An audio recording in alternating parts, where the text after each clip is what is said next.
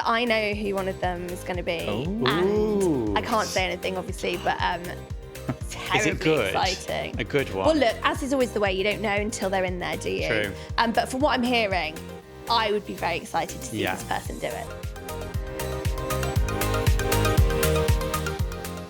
Welcome to Showbiz Fix. This is your destination for the inside scoop on all our celebrity exclusives and everything you're loving this week. Strictly's lineup is complete, but would it get a 10 from Len? Niche joke for the OGs there. We've got a Big Brother exclusive, and we're celebrating the celebrities who this summer got hitched and those that split. Plus, Holly Willoughby's firmly back on our agenda. But first, we've obviously got to talk about the final 15 that are part of Strictly's lineup. Yes. I'm underwhelmed. And I don't think I'm alone in saying that. The sort of mood music on the internet is kind of suggesting that they're wondering where these names have come from. But some people are really excited about pockets of the lineup.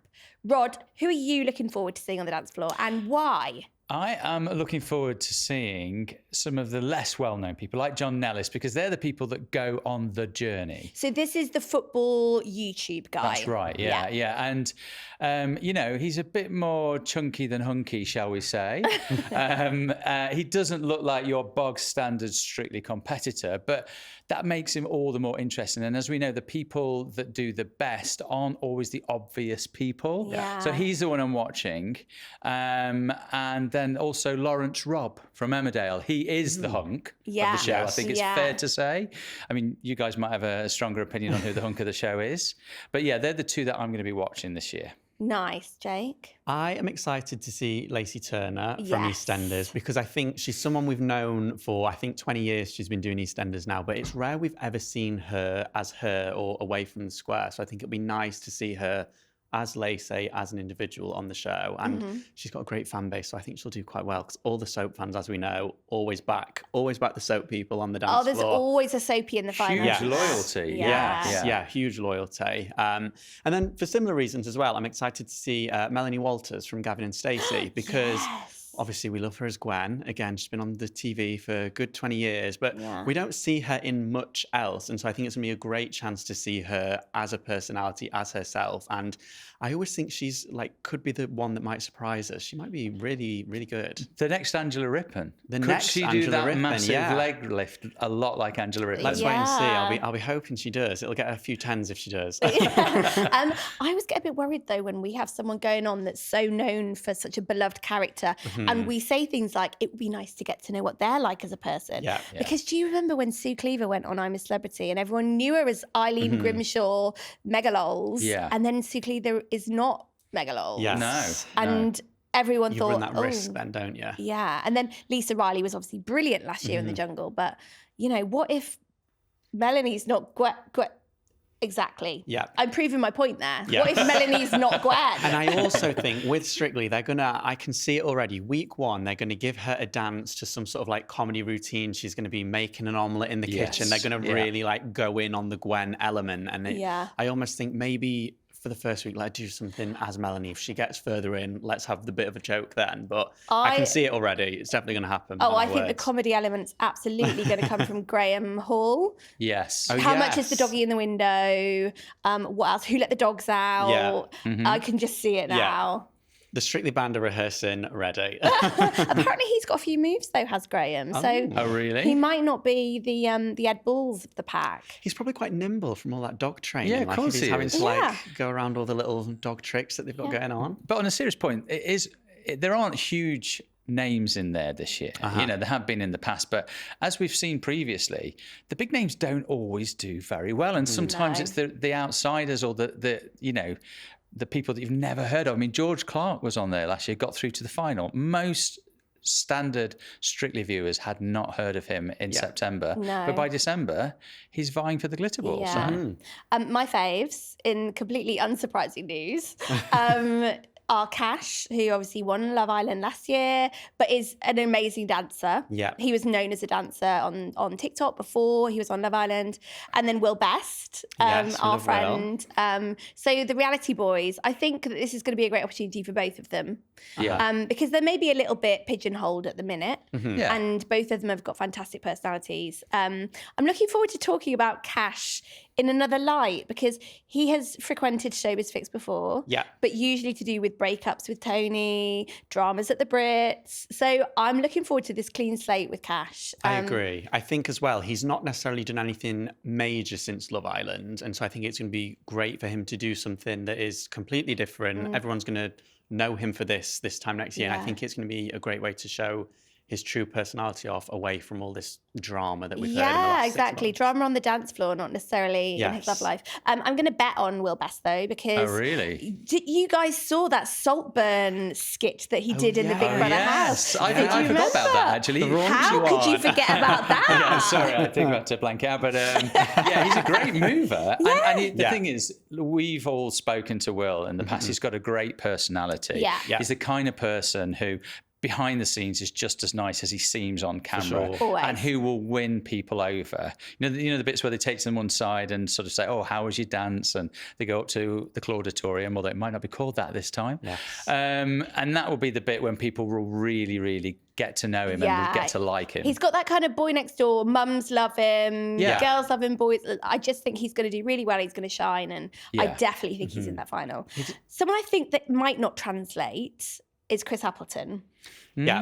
Because he's he's, celebrity hairdresser to the stars, Kim Kardashian, fish out of water vibe. Yeah. I almost think he could be, I quite like him, but I think to the viewers, he could be a great example of a Brit that's been in Hollywood, he's lived that Hollywood lifestyle, and now he's getting a chance to shine as himself and not part of the Kardashian bubble, but is he used to being in a Kardashian world, which is very different to a Strictly world. He's not going to have he is obviously part of an entourage, but is he going to think, well, I'm going to get my own entourage now, and I'm going to have paparazzi outside the door at every single second, and all that level of fame you get with a Kardashian. I just think that might not translate for him. And then is that going to reflect in how he is on the show? And a viewer's then going to have a very different opinion of him. Well, we've already seen those slightly strange pap pics set up on a yacht, which is set up.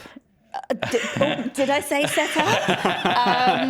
How dare I? They're very clear pictures, aren't they, of him on a yacht? In a random location where I don't think a photographer would have been otherwise. The tensed muscles. Yeah. Anyway, look, he's very hunky. I'm sure he'll do brilliantly, but I'm interested to see how he fits into that Elstree kind of environment. He's a gamble for Strictly. I think that he's been taken on as a bit of a guinea pig for the show. And I'll explain what I mean by that. That sounds unkind. But basically, he is an example of someone who has a massive following online. Yeah. He appeals to a certain strata of society, and it's that strata that Strictly are trying to bring across to boost their iPlayer views.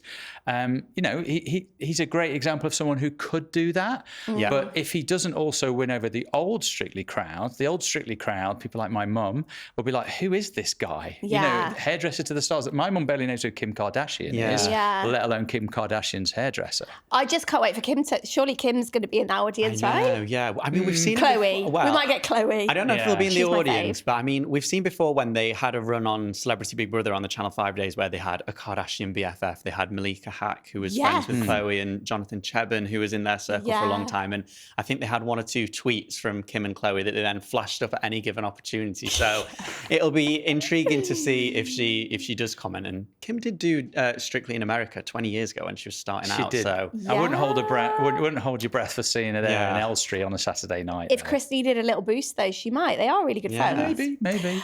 So I wanted to talk about what the fan base call ringer wars. So this is the age-old discussion of who's got dance experience, does it matter, and all of that. And someone has kindly done a proper deep dive into this. So I'm going to whip out the phone. I know you all enjoy when that happens. So no dance experience at all. Chris Appleton, Shaun Wright-Phillips, Graham Hall, John Nellis, Sarah Story, Will Best. But then there's the couple who've got that kind of like stage school. Delta Goodrem, Melanie Walters. But then the people who have got professional experience right up to formal training is Cash, Bethany Antonia, and Lawrence Robb. So there are pros. Now, I've said this before, Strictly needs those. Agreed. Yeah, totally. I'm there for it. I don't care about the journey. I just want to see good dancing. Yeah, I think Strictly went through a phase where it relied on these people that weren't very good dancers, and it got a bit mediocre. So you were just watching a load of mediocre people doing mediocre routines. And actually, I think the bosses realised people don't care about that that element of the journey as much as being entertained on a Saturday night. Exactly. So last year you had Lewis Cope from Emmerdale on there. Again, obviously pretty much a dancer as well as an actor and everything else. But actually he was marvellous. Everybody loved watching him. And it's the same thing this year with this guy, Lawrence Robb, another Emmerdale hunk. You know, so what if he has professional training in any way, shape or form? Just entertain us, right? We all want to 100%. see a good dance, and whether they're able to do it in week 1 compared to week 10, I think at the end of the day, the competition part is popularity over how well they can dance anyway. So if there are people that can dance, let's see them from the beginning. Let's see some good routines. So I'm of the same opinion. I think, people are always going to moan, but does it really impact the show? No, I think it makes it a little bit better, if anything. One thing people have been moaning about, and I follow this fantastic girl on TikTok, Poppy, who is like the Strictly gossip queen. And she was talking about this the other day, and she was talking about the reveals strategy that the BBC have used this year. So there used to be this big sort of like 10 days a week where there'd be official reveals. Yeah. You know, they'd be on This Morning, they'd be all across the BBC schedule, and it was like a moment. But that didn't happen this year. And the fandom is saying it's lost that momentum because of it. What's going to happen now? There'll be this like down month. But we know why that's happened. Yes, so basically, as soon as the ink was dry on the contract, the BBC were announcing the names. And this is part of a new strategy. I mean, once upon a time, they would just drop them all at the beginning of August, usually. And then the likes of us would try and guess and find out who they were through June and July. That all went out the window. The rule book went out of the window, was the whisper that we got this year.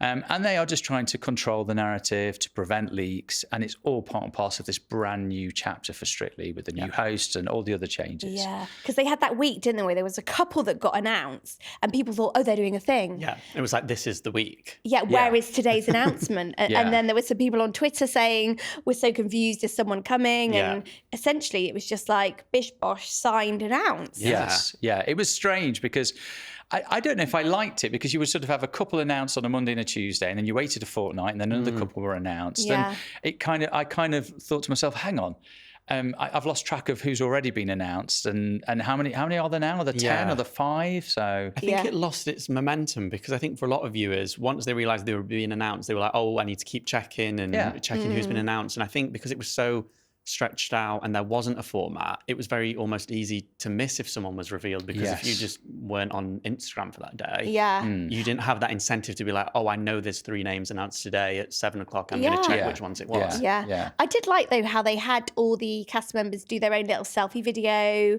instead of that. It as we've said, it's that move towards a more social media friendly kind of show, really embracing the digital side of it. So I mean, maybe that was part of it as well.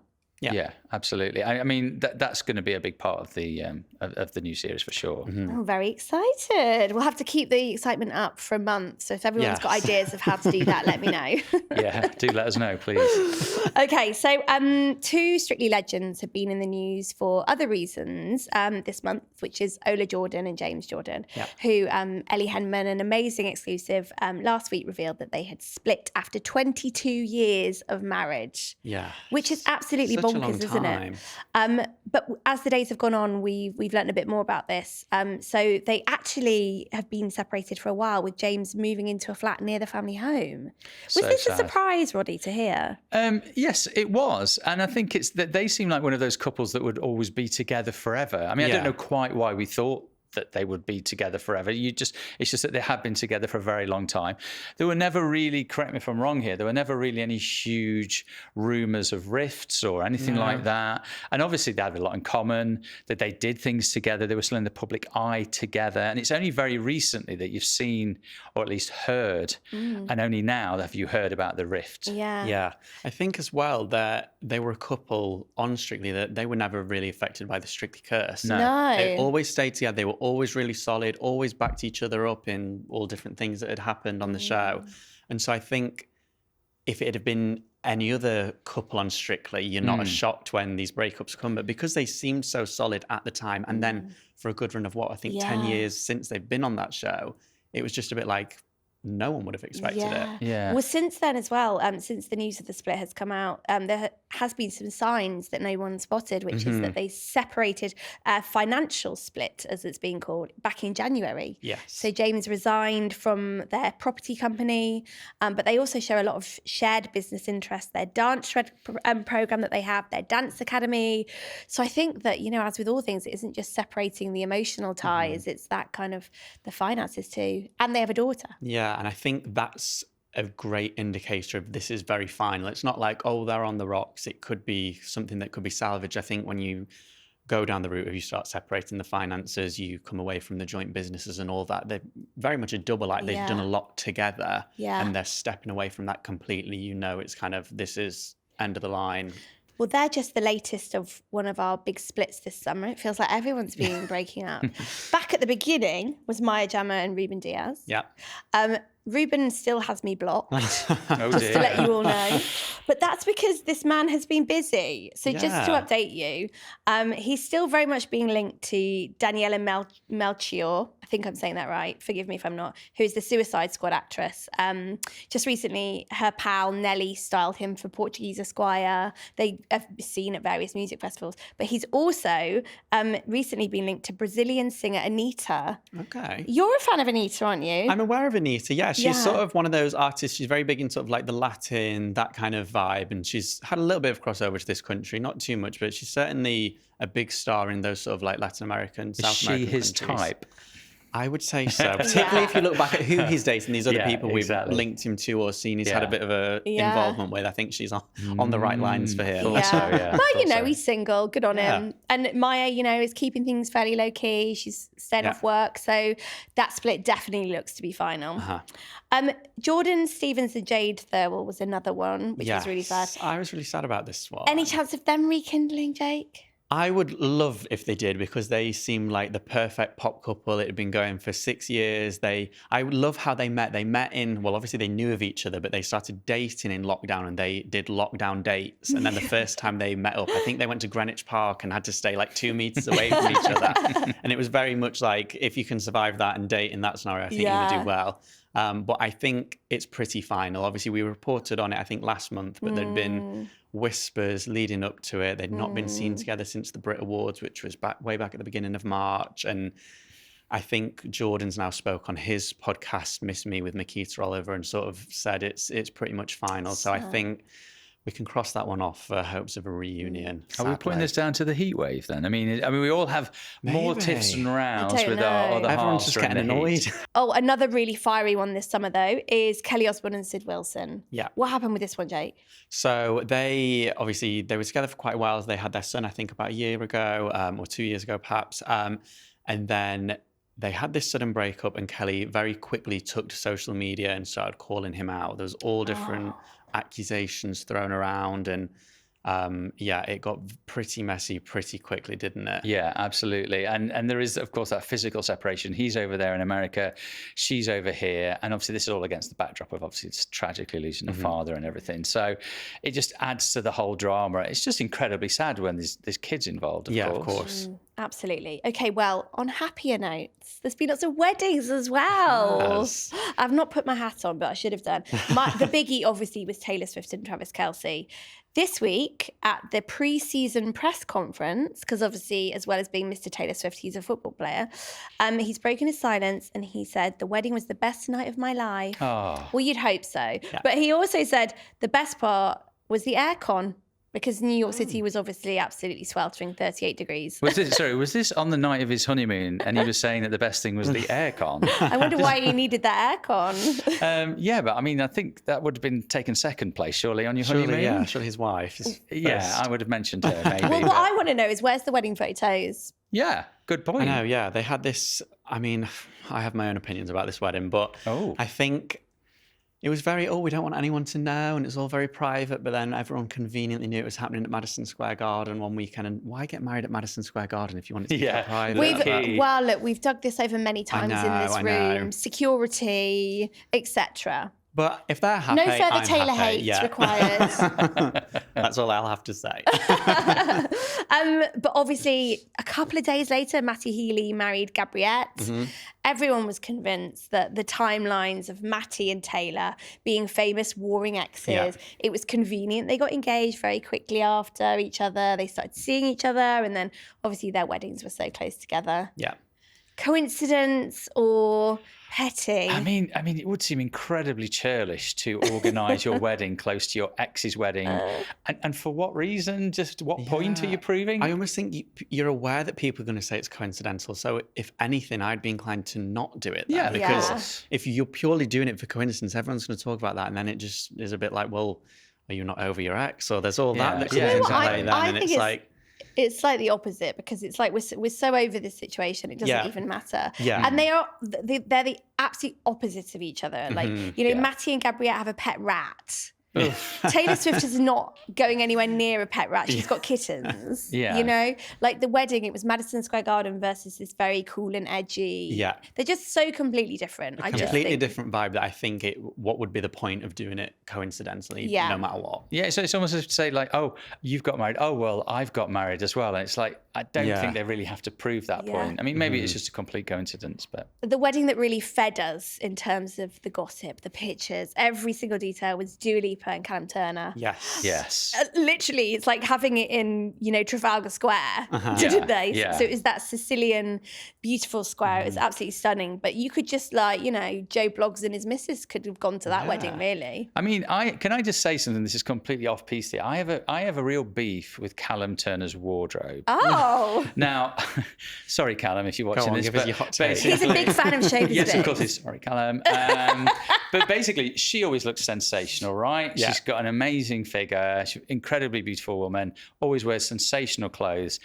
Callum looks like he's nicked stuff out of his dad's wardrobe. Like his suits don't fit him. He's in great shape. Incredibly good-looking guy. Could be the next Bond. Let's be right.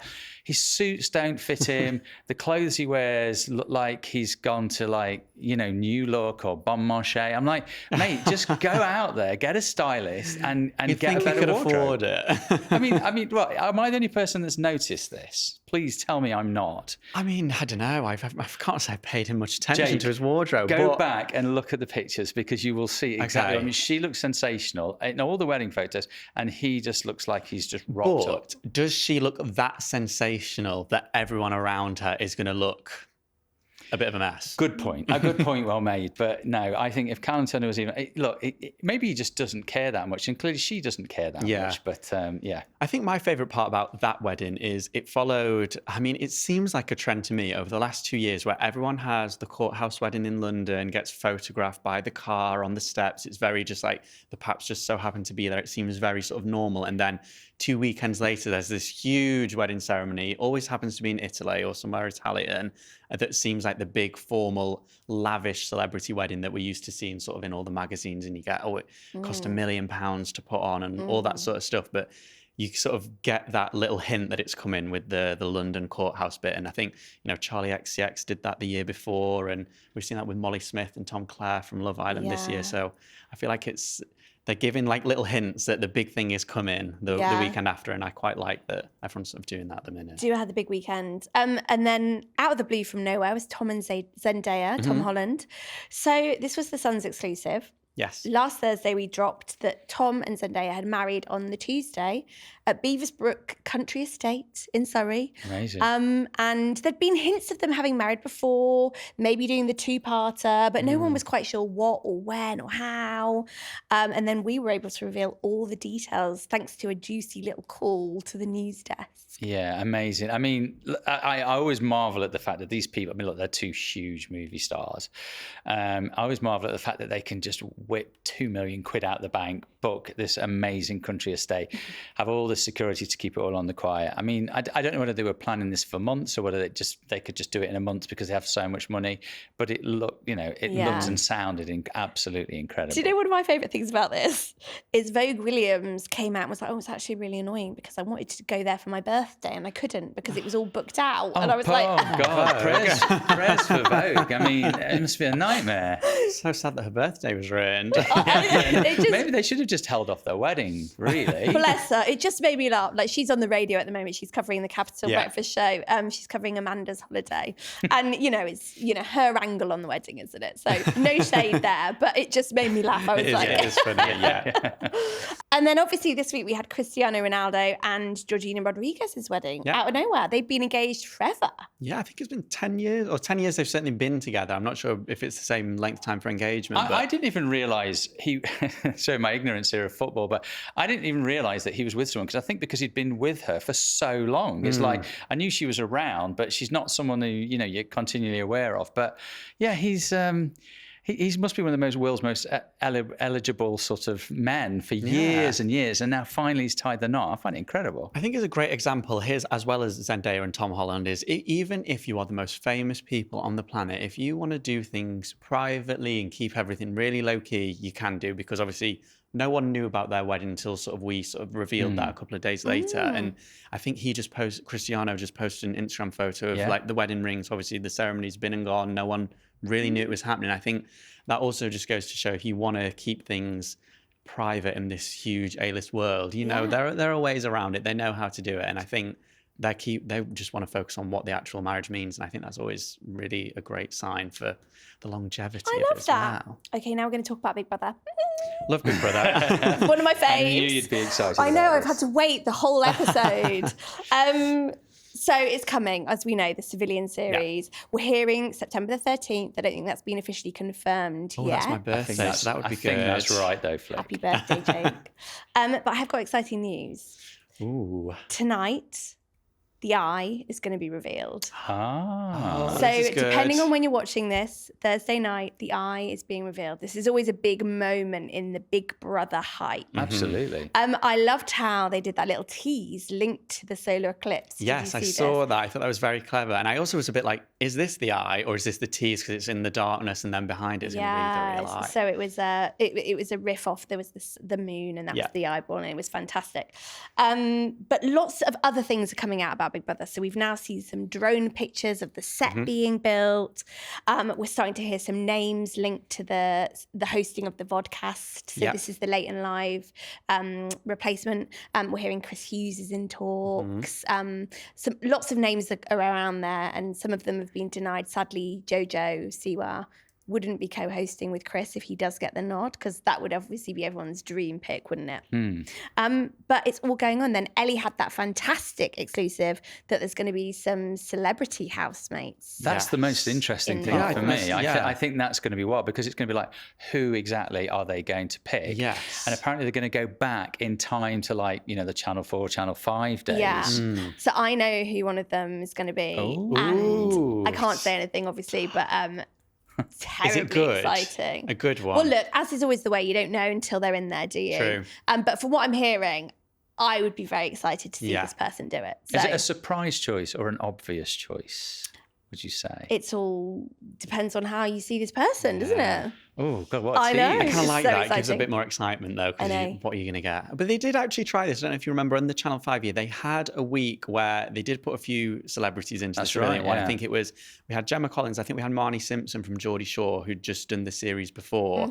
And I mean, that was the first time they tried and tested it, and that was a bit like, they just picked who was maybe available kind of thing. So I think it would be interesting with this one, how they've said they're going to go back into the archives of celebrity to really pick people that would work well, as opposed to just getting someone that might do it because they've got a couple of days in the calendar free. Yeah, I know. I've seen that people online are saying, oh, it's just going to be this person, this person. Yeah. Everyone thinks it's going to be Jedward or Kerry. Yes. I really hope it's not. I mean, I don't think they would do that. I think and we love them as individuals, but I think if they're going to do this twist, let's get people either we're not expecting or someone that's really Big Brother to the core, that's going to make a great week of TV. Exciting. They have to be funny. I think they either have to be funny or have been an absolute legend. There's no use in getting someone on who's a bit mediocre. Yeah.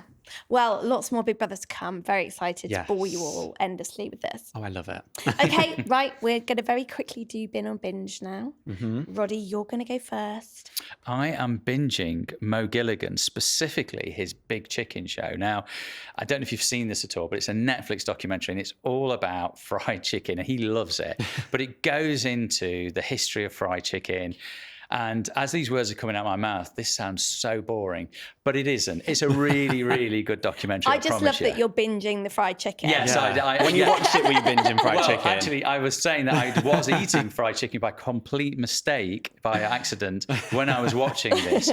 But trust me, about halfway through, you see some things and you take the fried chicken and you put it down, and you might not go back. Okay, and you're binning? I am binning The Voice. I am just sort of done with all the speculation about when it's coming back, who the mentors are going to be, who the judges are.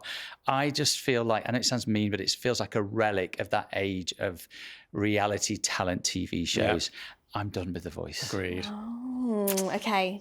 Jake. So this week I am binging the girl band Flow. Their second album's come out this week. It's called Therapy at the Club, and it's currently number 2 in the midweek charts, which is great for them.